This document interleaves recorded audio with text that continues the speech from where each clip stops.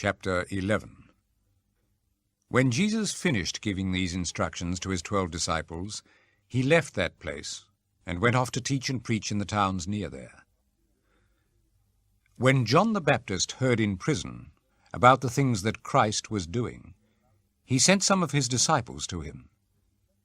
"Tell us," they asked Jesus, "are you the one John said was going to come, or should we expect someone else?"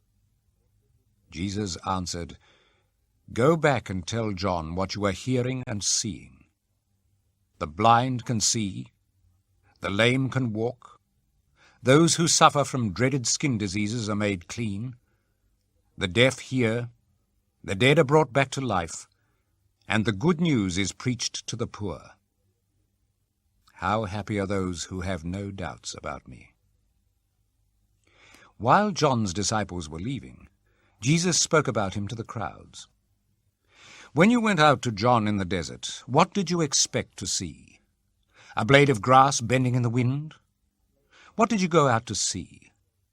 A man dressed up in fancy clothes? People who dress like that live in palaces. Tell me, what did you go out to see? A prophet? Yes, indeed. But you saw much more than a prophet. For John is the one of whom the Scripture says, 'God said, I will send my messenger ahead of you to open the way for you.' I assure you that John the Baptist is greater than any man who has ever lived. But he who is least in the kingdom of heaven is greater than John. From the time John preached his message until this very day, the kingdom of heaven has suffered violent attacks, and violent men try to seize it. Until the time of John, all the prophets and the law of Moses spoke about the kingdom. And if you are willing to believe their message, John is Elijah, whose coming was predicted. Listen then, if you have ears. Now, to what can I compare the people of this day? They are like children sitting in the marketplace. One group shouts to the other, 'We played wedding music for you, but you wouldn't dance. We sang funeral songs, but you wouldn't cry.' When John came, he fasted and drank no wine, and everyone said, 'He has a demon in him.' When the Son of Man came, he ate and drank, and everyone said, 'Look at this man. He is a glutton and a drinker, a friend of tax collectors and other outcasts.' God's wisdom, however, is shown to be true by its results. The people in the towns where Jesus had performed most of his miracles did not turn from their sins, so he reproached those towns. 'How terrible it will be for you, Chorazin! How terrible for you too, Bethsaida! If the miracles which were performed in you had been performed in Tyre and Sidon, the people there would long ago have put on sackcloth and sprinkled ashes on themselves to show that they had turned from their sins.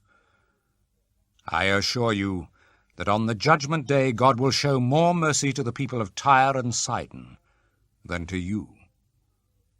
And as for you, Capernaum, did you want to lift yourself up to heaven? You will be thrown down to hell.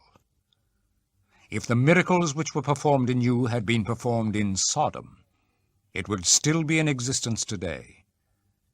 You can be sure that on the judgment day, God will show more mercy to Sodom than to you." At that time Jesus said, "Father, Lord of heaven and earth, I thank you because you have shown to the unlearned what you have hidden from the wise and learned. Yes, Father, this was how you wanted it to happen. My Father has given me all things.